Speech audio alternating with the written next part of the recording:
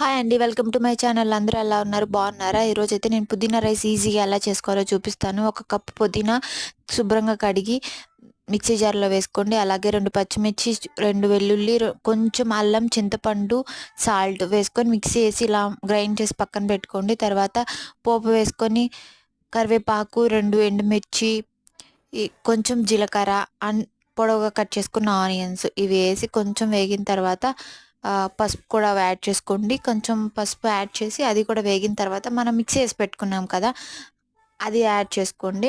నేను జీడిపప్పు వేసాను, మా బాబుకి ఇష్టం అని చెప్పి. మీరు జీడిపప్పు వేసుకోవచ్చు, పల్లీలు వేసుకోవచ్చు, మీ ఆప్షన్ అది. ఇలా మిక్సీ వేసి పెట్టుకున్న పేస్ట్ వేసిన తర్వాత ఆయిల్ పైకి తేలే వరకు ఉడకనివ్వండి.